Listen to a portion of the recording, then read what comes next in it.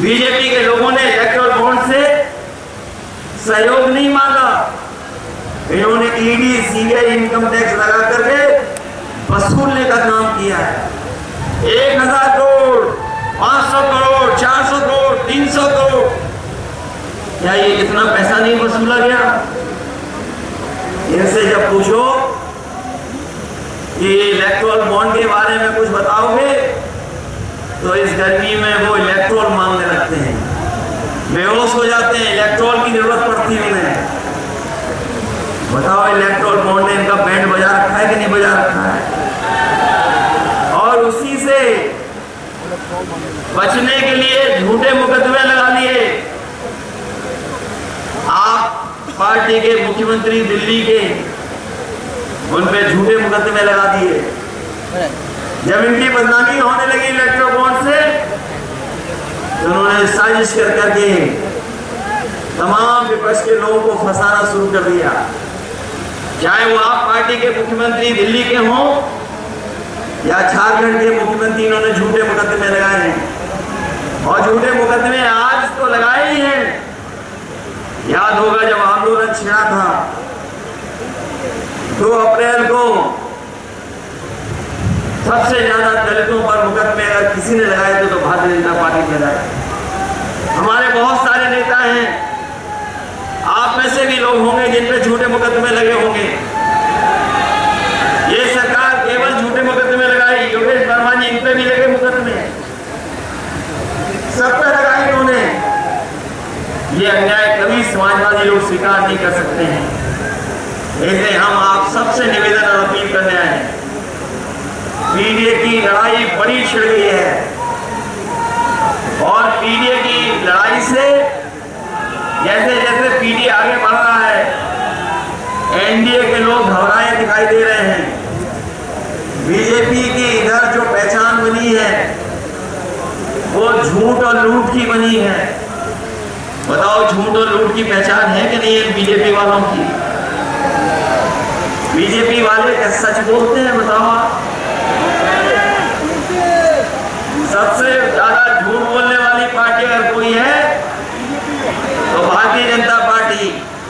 बताओ उससे बचाओगे कि नहीं बचाओगे? और ये जो परिवार वाली बात कर रहे हैं, हमारे आपके पीडीए परिवार का मुकाबला नहीं कर सकते, क्योंकि पीडीए परिवार सबसे बड़ा परिवार है।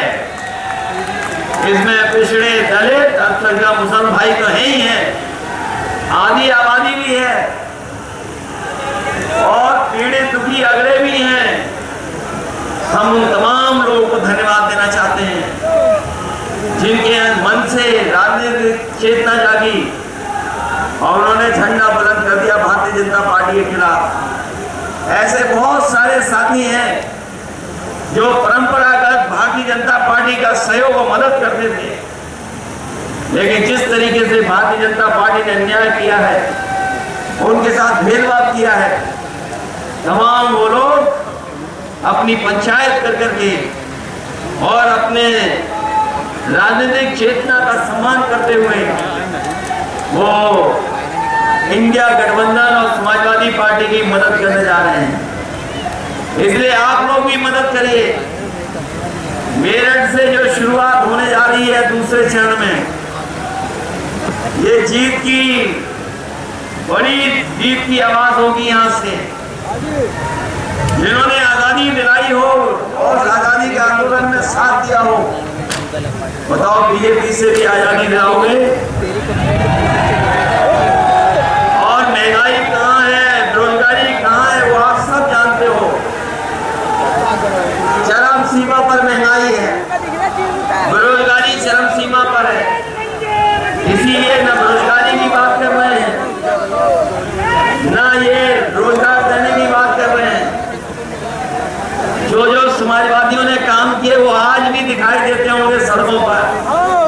आज अगर एम्बुलेंस चल रही है और अगर आप फोन मिलाते होंगे एम्बुलेंस के लिए, तो एम्बुलेंस आपकी मदद करने पहुंचती है। जो समाजवादियों ने अच्छी योजना बनाई थी, बीजेपी वालों ने वो योजना भी खराब कर दी। राजू भाई क्या कर रहे हो? बताओ, एम्बुलेंस वाली योजना खराब कर दी कि नहीं कर दी? और यहाँ पर तो वो समय भी देखा जब डॉक्टर लूट कर रहे थे गरीबों से, क्योंकि सरकारी अस्पतालों में इलाज नहीं है, मेडिकल कॉलेज में सुविधाएं नहीं है, एमआरआई कराना चाहोगे तो पैसा वसूला जाएगा, अगर आप अल्ट्रासाउंड से लेकर के एक्सरे कराओगे तो पैसा लूटा जाएगा।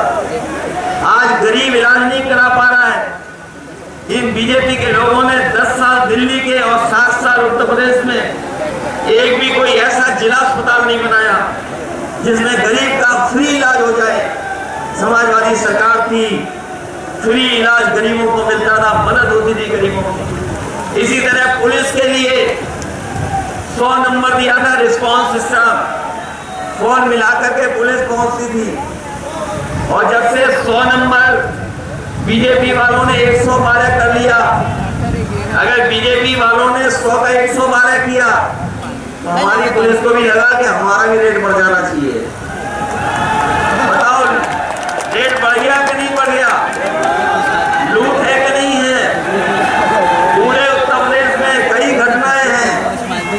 अभी तक तो हम लोग सुनते थे और फिल्म में देखते थे कि पुलिस चोर को पकड़ रही है, लेकिन उत्तर प्रदेश में ऐसा भी देखने को मिला जहां पर पुलिस चोर पुलिस को पकड़ रही है।